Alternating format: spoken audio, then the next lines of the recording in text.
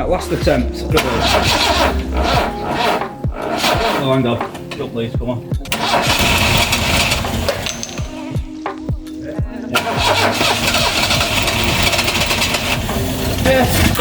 Woohoo! Hello everyone and welcome back. Today we are back on with the Magnum project. So if you are just joining the channel for the first time, or you are just seeing this car for the first time, I'll give you a little bit of information on this. So this is a 1974 Vauxhall Magnum. It has been sat hidden away in a garage in Bolton in Lancashire since 1987. Now, if you did watch the previous episode, you will have seen we did mention that this car was airbrushed by Sir Captain Tom Moore. However, we have got to the bottom of this. I did have my doubts on that, as I explained on the previous video. It's just what I was told by the guys I bought it off. Now, after doing some digging, I found out it wasn't actually airbrushed by Sir Captain Tom Moore. The confusion is that this car was actually airbrushed by a man called Tony Ray in the Bolton area of Lancashire back in the late 70s, early 80s. Now, Tony Ray was renowned back in the day for painting train carriages, cars such as this, doing sort of really nice self-portraits and just all sorts of general artwork. And Tony's work was really, really nice, and he has done a really nice job on this car. And you'll see there, his name is on the back of the car. Now, where the confusion comes into it with Captain Tom Moore is that I found out Tony Ray actually did a self-portrait of Captain Tom Moore when he was doing his charity walk in his garden, and he actually sent that portrait to Captain Tom Moore out of respect, completely free of charge, just for Tom to have. So yeah, that's where the confusion has come into that. So this car wasn't airbrushed by Captain Tom Moore. It was done by a man called Tony Ray. If you Google Tony Ray in the Bolton area of Lancashire, you will see some of Tony's work, and the portrait that he actually did of Captain Tom Moore was in the local newspapers at the time. And that article also shows some of Tony's other work that he's done over the years. Now, this car will be going to the Birmingham NEC Restoration Show from the 21st till the 23rd of March this year, which is only a couple of weeks away. Is the VBOA stand at the Birmingham NEC. The guys at the VBOA have asked me if they can put this car on their stand. We do work quite closely with the VBOA, some great guys down there, so of course we said, not a problem, take the car, put it on the stand. So I will be down there along with my brother Kevin for the day on the Sunday. If you've got any questions you'd like to ask about this car or that car or any other cars that we've done or featured on the channel, please do feel free to come over, have a chat with us, get a look around this, ask your questions, feel free to ask away. Come and have a look at this car and some of the other cars that the VBOA will have on that stand. There'll be some great cars there, along with some great guys to have a good chat with. So if you are seeing this car for the first time, I'm going to show you a couple of little bits that we've come across and stuff that needs doing.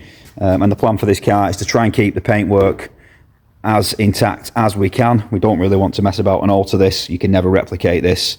This is a true survivor car. The paint isn't absolutely brilliant, but it is savable to a certain degree. There is bits like this in the A-posts where it's sort of blistered up a little bit in the corners. There's some little bubbles on the edges of the bonnet and various little bits and blisters around the car. But all those blisters, all those dents and dings all tell a tale and all tell a story of this car. And I think keeping the patina on this car as it is the way to go.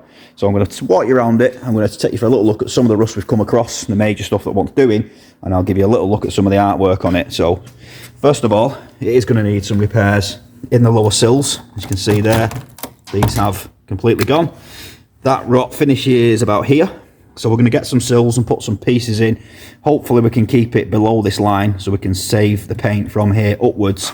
We are going to have to put a little piece in this rear arch up to about here, and we'll have to try and sort of blend some paint into there, or perhaps sort of blend something off and sort of hide it again behind this line, just to try and keep the majority of this original paintwork. And the other side of the car, the driver's side, is pretty much the same rot in the rear of the sill and just into the rear arch there.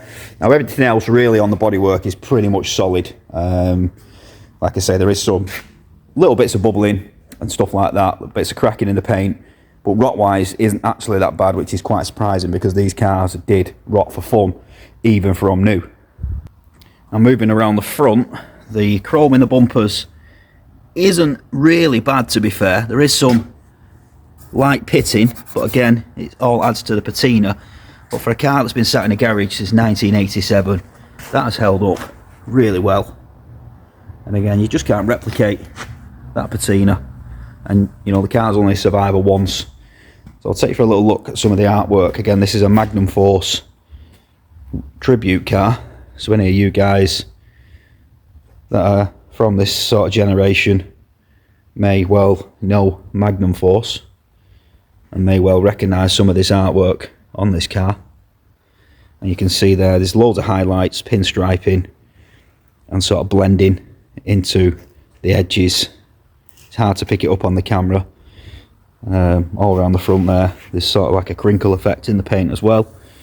And then there's some nice, really nice sort of pearlescent highlights that come down the wings, all the way down the doors, and sort of flick off up into the seat posts. Got the Magnum Force sign there on the side. Again, we've got some hand-painted pinstripes all the way down the side of the car. It's all blended here with the blue. Again, this is all pinstripes, none of this is stickering, this is all hand-painted. And then into the boot lid, again, you can see all that pinstripe and all those highlights and some of the artwork there on the back as well.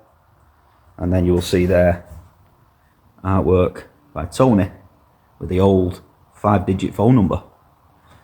Rear bumper, pretty much the same. There is some pitting in the chrome, but nothing serious. They've held up pretty well, to be fair. Back panel, some little bits of rust just coming into the lower rear panel, so we may have to address that. Right, so getting back into the work on this car, you will have seen on the previous episode. If you haven't seen the previous episode, it is available on the channel. If you just go a couple of videos down, the video of us taking delivery of this car and giving it its first wash in 37 years and just having a walk around and doing a few bits and bobs on the car is available there on the channel. And you will have seen that we did try to get it started last time, but we found that it didn't have a spark. So we are going to go through some bits on this video. One of the things we did notice is that in this door there is an additional lock. Now, back in the 70s and early 80s, people did this as sort of an isolator and a mobiliser key, and we have found that the wires that go through this door, through the A-post, actually intercept the coil. So we can only imagine that that is the isolator which cuts the power to the coil. We don't have a key for that, unfortunately, so we are going to have to cut the wires and join them together just to get some sort of power to the coil, see if we can get 12 volt to that coil, and then go from there and see if that actually gives us a spark. So I'll give you a little look inside the car here as well. Now, again, on the previous episode, you'll have seen we did mention that we don't think these seats are out of this car. A lot of people are saying that this may well have been an 1800 Magnum because it's not got the 7-dial dash, which I didn't know at the time. I'm not very familiar with these cars, so I'm not too sure the ins and outs and what's what. But if you guys are telling me that, probably more knowledgeable than me, I can only take that as gospel. So as we've been going through this car, we've been noticing some rather strange stuff, some really old teddies there, and a bit of a weird looking monkey, pretty freaky actually, stuck to the rear view mirror. And we've been coming across stuff like this. Look at that. This is like a proper time capsule, this car. It's a true garage find, proper time capsule. Everything in here is just pure 70s and 80s through and through. We're finding fuel receipt. Now, as I said, this car was last on the road in 1987, and if you look there on this receipt, it's dated the 16th of the 8th, 87. So this could well be the last fuel that got put in this car. So the fuel on this receipt is probably still in this car. And then we're finding old stuff like this. The good old Aero, 26p for an orange Aero. There's just loads of cool receipts and old wrappers and stuff, and it's always great to see in old cars like this. A lot of people chuck it in the bin, but I'm actually going to leave it in the glove box just because it tells the story of the car. You've got the crazy red velour, red velvet door cards, and we've actually found some seat covers in the boot that match those door cards, which will go over these seats. Now again, some of you guys were saying that this car isn't a 2.3, should be an 1800, and obviously the engine is only fitted with a single carb. So I'll give you a little look at the engine here. I've just got the battery on charge. Just bear with me, guys. I've just got to put a prop under this bonnet. So, as you can see there, just get my torch. It is only fitted with a single carb. So some of you guys are saying it's not 2.3 because it's only got a single carb on it. But if you look down there, I don't know if you can see that, it's actually stamped EL on the block. Now I've been told if that is stamped on the block, it means it's a large block, which is actually a 2.3.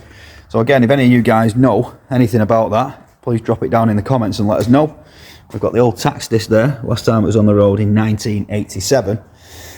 So mechanically wise on this car, we are going to be going through it. We're going to be putting new timing cover, new timing belt on the engine, new fuel filter, new oil, new tyres, new brakes, new fuel lines, all that sort of stuff, all mechanically. Try and get this car mechanically sorted and obviously rust sorted just to make it solid enough to use basically. This car is tax and MOT exempt.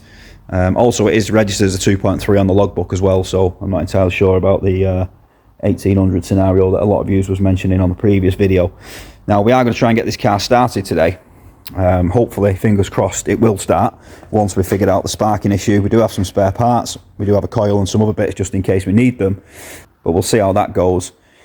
As I was saying, we are going to be putting a timing belt and fresh oil in it, but just for now we want to see if this car will start, because there's no point sort of doing certain things to this engine if then we find out that the bottom end's knocking or the top end's knackered or the cam's knackered. So I'd just like to briefly get it started, even if it's only for 10 or 20 seconds, just so we can get a listen to the engine, just to see how it sounds. We're not going to run in it for long, just long enough to have a listen to the mechanicals and what's going on inside the engine. Once we know it runs, then we will be stripping it all back and doing certain things that we need to do to get this car actually running and drivable. And then we will be moving this car on once we've done what we need to do to it and getting it safe and usable for the next person. Whoever wants to buy it, they know it's safe, mechanically sorted, and hopefully it will get some use, get it back out on the scene. And I'd love to see this car at some shows, just exactly how it is, as a true survivor car. So let's crack on, guys. Let's see what we can get done. Let's see if this car will start after 37 years. Its first starts is 1987. Do we think it's going to start? Let's find out. Previously, we tried to get it started. Wouldn't start, no spark. Now, my brother actually noticed, and how I didn't notice this, I'm not entirely sure, but there is what seems to be an isolator lock, stroke immobiliser lock in the door. So there is an additional lock in this door, which is then wired through into the A-post and goes off into the engine bay.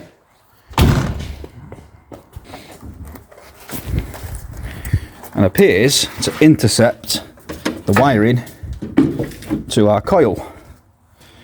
So the plan with this now is to basically disconnect the wires from this switch. I may even just cut it in the A pillar there and just join them two wires together, which should create a circuit, and hopefully that may then give us a feed to the coil and give us a spark, because at the moment there is no 12 volt feed or any feed at all to the coil. So obviously without a feed to the coil, we're never going to get a spark.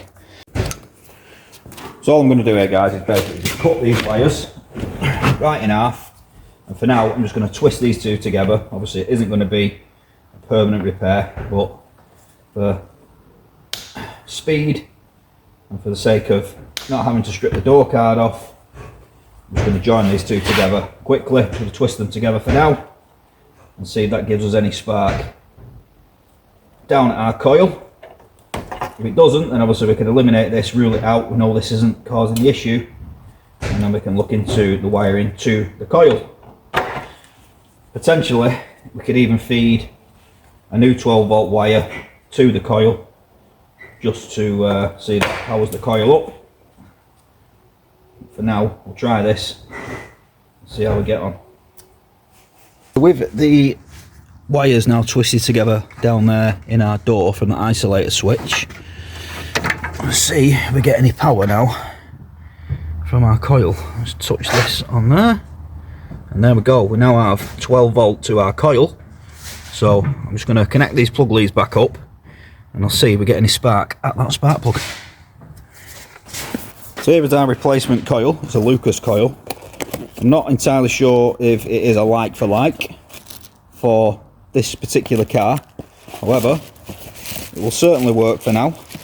So at least it will tell us if that indeed is a bad coil on that car. It could be something else, but obviously we've got to start with the basics. So we are going to be replacing the coil with this lovely gold one, and we'll go from there and see if that changes anything.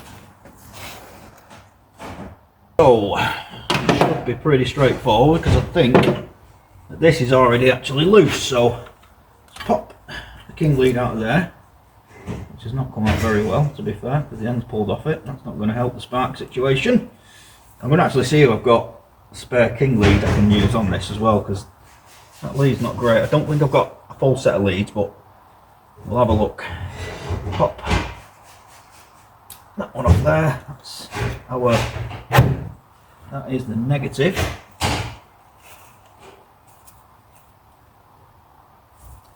Slide that out of this bracket. And then that is our positive. Now looking at that, guys, that is actually quite corroded in there, so that won't have been helping the feed situation to that coil, but we've got a new one, so let's try it. I need to try and get that off there.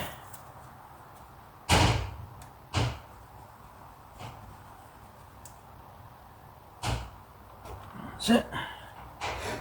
Okay. Slide our new coil in. Just like that. I don't think that's going to tighten up. I'll tell you what, let's change the bracket as well. Let's change the lot. Let's not mess about.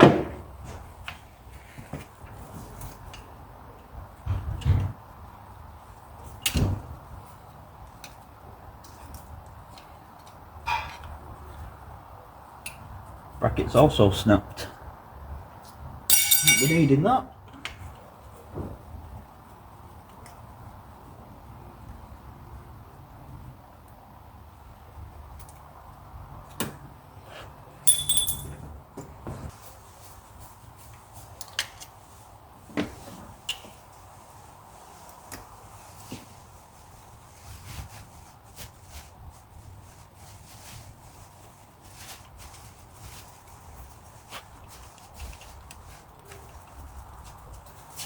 Okay, that's the coil bolted down. Now we've got our positive wire down there. That should clip on there.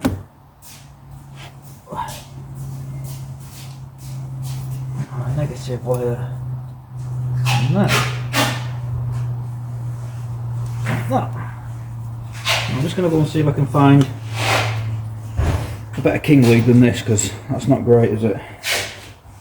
That's our new coil on.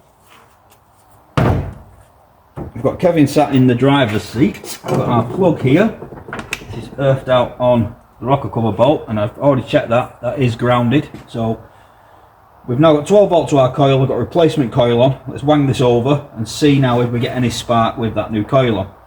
Give it a try, Kev.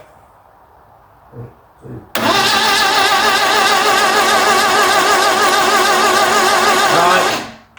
No, still absolutely nothing. So what I'm going to do now is pop this distributor cap off and have a look at the points and the condenser and everything in there, see what's going on inside there.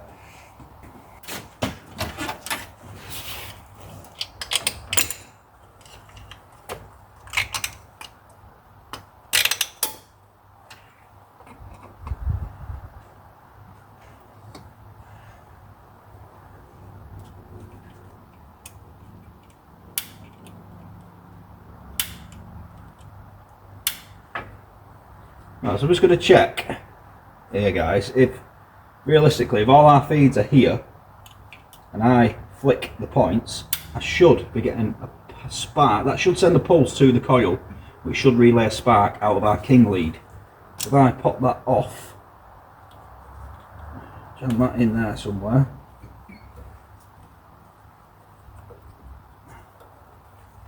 Let's see. The ignition on, Kev? Nope. It is now. Ah, there we go. Right, so Let me just get this camera down here for you. Right, so if you watch here now, these are our points just down in there, and they should open and close as the distributor rotates. So if you watch there, as I open and close this,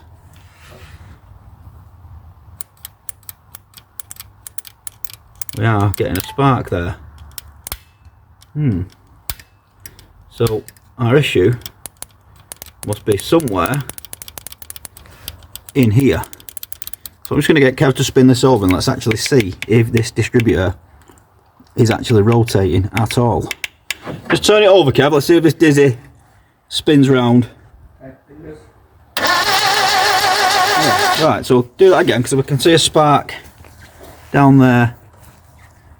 Dizzy. Do that again. So there we go. Do that again, Kev. Right, okay. So we're now getting a spark to our king lead. So maybe the points was just stuck and I'll give them a flick, then my points might have just been dirty. So let's try that again. Let's put the dizzy back on and let's see if we get a spark out of the dizzy. If we don't, then the issue has either got to be in the top here in this rotor arm or something in our distributor cap. So let's pop this back on, let's give it a spin over and see if we get a spark now we've cleared those points a little bit.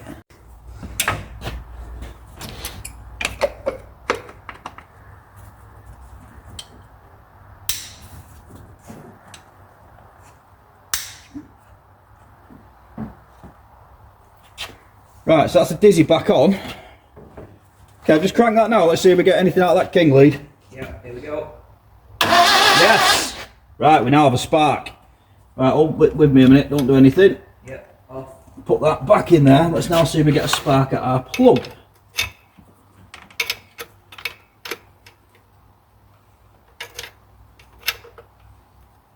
Try that. Going live. Yeah, we've got a spark. Right, let me just get that on video so you can have a look at that, guys.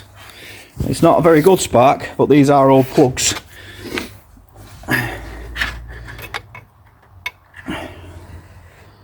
Alright, crank it over, Kev. There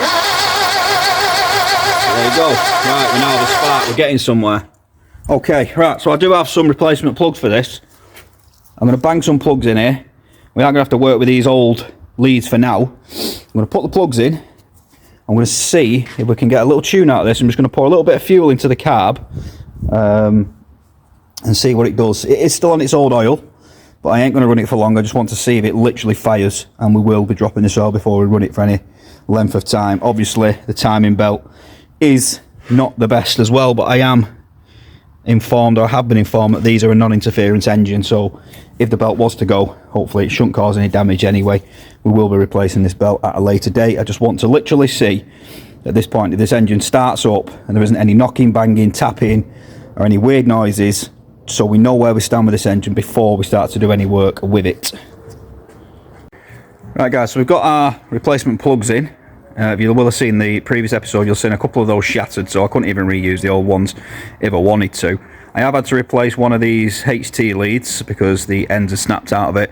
The others aren't the best, to be honest, so I'm not entirely sure if this is going to work, but we're going to give it a go anyway. I've got Kev sat in the driver's seat. I have got a mix with some fuel in a spray bottle, which is here. It has got a little bit of two-stroke oil in this. This is a mix I've had for one of my motocross bikes, but it won't do it any harm. It'll only help with a little bit of lubrication in those bores after standing for so long anyway. So the question is this going to start after 37 years? I do have my doubts, but let's give it a whirl. Fuel ready. Torch. You're going to get a throttle from there. Just give it a little bit of throttle, Kev. Let's get a bit of fuel in there. Is that actually working? Yeah.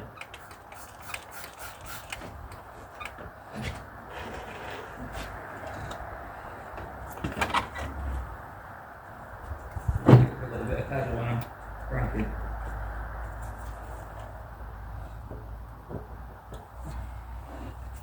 See if I can just get a screwdriver and lift that butterfly up a bit. I might actually be stuck that.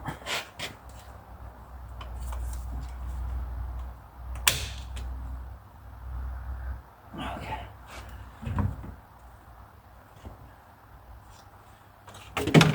Squirt it in now.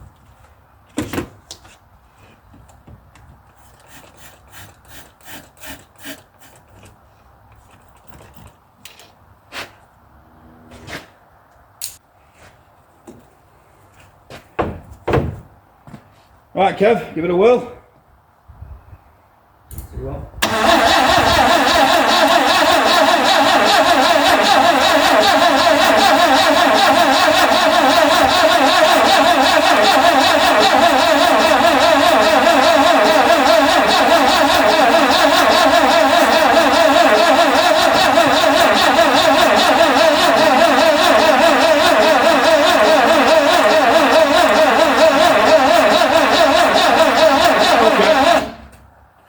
No. Not having it just yet. Right, let's try that again. You just took a plug out. See what?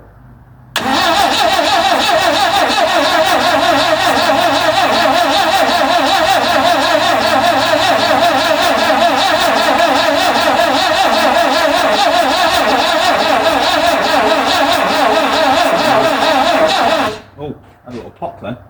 Yeah. I don't think it's turning over quick enough. I don't think that battery's got enough oomph in it.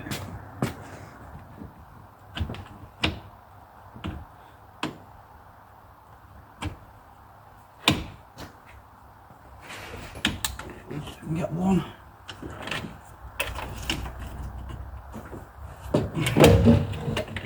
One directly on the starter.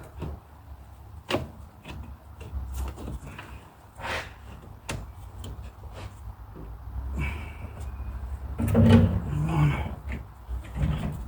round the engine out there. See if that spins over any quicker. All clear, yeah? Yeah. No. What the hell's going on?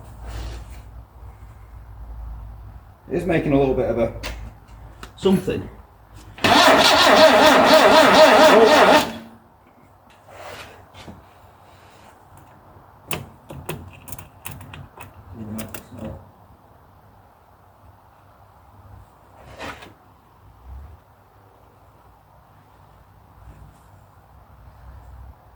Get a screwdriver wedged in that butterfly.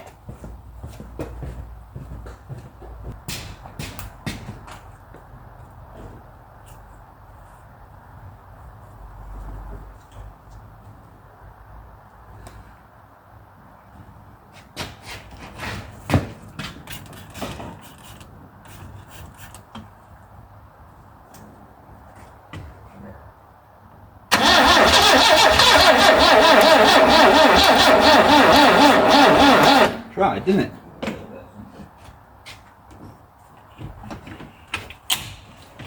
Shit.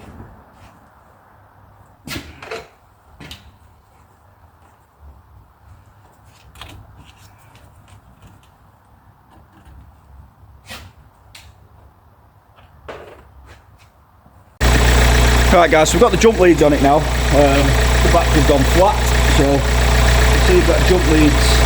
Help it along the top, got some more fuel in there. Right, Kev, do that a whirl.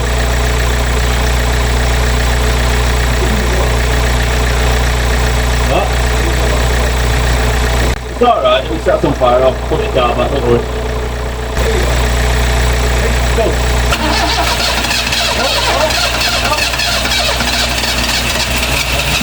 Hey, she runs. Look at that fuel. Yeah. Hold on. Something going on. My bottles give up. Ah, my squirty bottle packed in. I'll have to get a new one. So I've got another squirty bottle. This one doesn't feel much better, to be fair, but let's give it a go. Go again.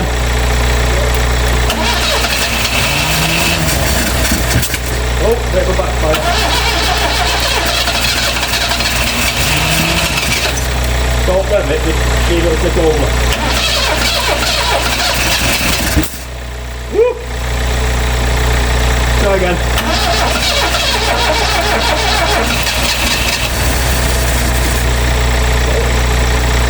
And again. Yeah, see if it'll continue running. Oh, Start motors packing in. Ready? yeah.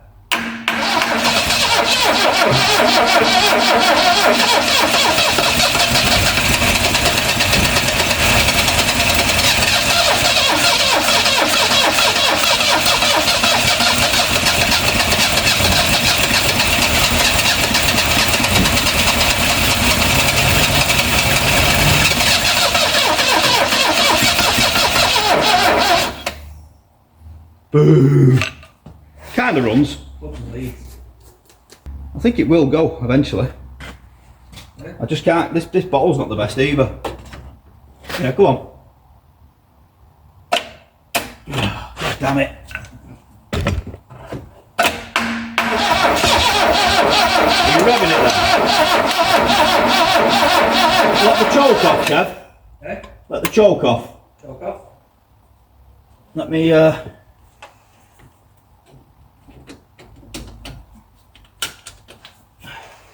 Kinley jumped out. because it's I've got the oomph. Ready?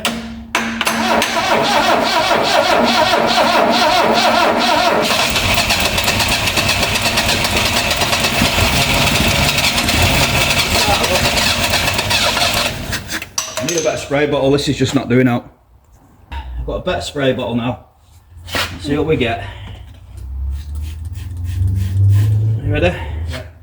Give it a go. Oh, hang on. Jump these, come on. Try again. Ready? Yeah. Yeah.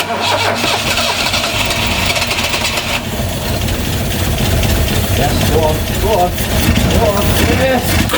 Woohoo! Yeah, that's fire.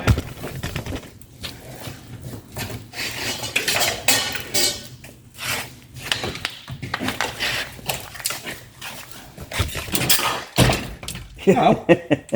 Ow!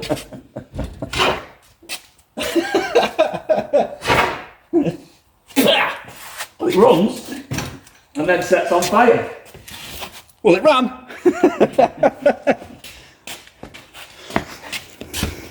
It's all just going, isn't it? So it won't run without it. Ready? Come on. Come on, starter. It's it.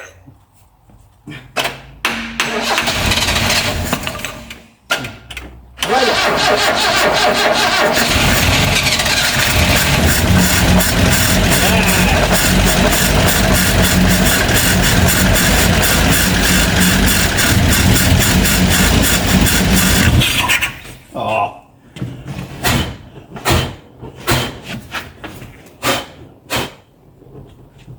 Didn't even need a fire extinguisher that time. Wouldn't it be better with the airline so we can actually use the airline to blow it out? Well, it runs, doesn't it? It runs, yeah. Just likes to set on fire. Yeah.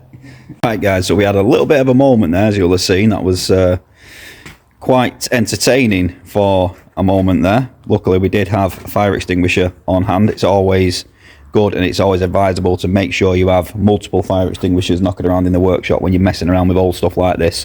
It did have a little bit of a backfire out the carb, spat some fuel out, which did catch fire. As you'll see down there, we do have now quite a bit of white powdery stuff. So I think we're pushing our luck a little bit here now, guys, with this, and I think it is time to knock it on the head for trying to get it running. It did run for a short period of time, so we did pretty much get what we wanted to get sorted. We heard the car run, the engine sounded okay, there wasn't any knocks or bangs or anything, so I think it's now time to start taking this apart, start running new fuel lines down the car. Let's get this old fuel out, take the tank off, get it all drained, new filters, new oil, carb off, strip the carb, get it all cleaned out, and let's go from there. So yeah, I think we are now pushing our luck with this. So again, next steps for this now are to be doing what I said there with the engine work, and then we will be making our way underneath, getting some of this welding done and working our way through the brakes and making sure the clutch and everything works, and all new brake fluid, new shoes, new discs, new pads, all that kind of stuff. I'm going to take you for a little look underneath the car now. I have had a brief little look under the car, but this is pretty much going to be the first time I've been under the car on the pit. I had a little quick look under it when it was on the back of the recovery truck, but I couldn't really see much. So let's get down there. Let's have a quick look what this car is going to need underneath. Hopefully it's not too bad. Let's go and find out. Now, so as we have a little look underneath the car, the floor pans actually seem okay. As far as I can see, there is quite a lot of surface rust, but it does seem solid for the most part. Again, the majority of the rust is consolidated into the rear sills and just into those lower rear arches. Now, I have noticed that some of these connecting arms to the rear axle are pretty bad. So these will need replacing. So I'm going to be on the hunt for some of those. If anybody knows where I can get a pair of these from, we'll be sort of rebushing this, cleaning all this axle up, cleaning all the underside of the car up, giving it some paint, some stone chip, and just making it all nice. The exhaust doesn't seem too bad. It is a little bit rusty, but there's no holes in it, what I can see. Maybe want a rear box. Yeah, the rear tailpipe is rotten, so we will be having to replace that. We'll also be moving on into the rear drums, putting some new shoes in there, and sort of anti-roll bar bushes and stuff like that. We'll be dropping the oil in the diff, putting some fresh oil in there, probably take the diff pan off, put a new gasket on. Just basic mechanical stuff really. Again, we're not doing anything stupid on this car. We're not doing a full nut and bolt restoration on it. We're just going to be doing the majority of the mechanical work, getting it solid and getting it usable, and then we will be moving this car on. Hopefully somebody can enjoy it and take it to some shows and get it out there. Right, so we're going to leave this one here, guys. Again, this car will be down at the Birmingham NEC from the 21st till the 23rd of March. Please do come over, have a chat, feel free to ask any questions. Great bunch of guys will be on the VBOA stand. There's going to be some interesting vehicles there. Come over and have a look. So we hope you've all enjoyed this episode. We managed to get the car running without causing any serious damage, although we did have a little fire. It's not caused any damage to the car. It was just a little bit of fuel that caught fire. It hasn't burnt any wiring or anything of any importance, so we did get lucky with that. Again, guys, always make sure you've got a fire extinguisher to hand. Drop us some comments, guys. Let us know what you think of this build. Drop us any comments if you've got any information on this car or on this engine. Don't forget to hit subscribe. Give us a thumbs up. We'll see you all on the next video.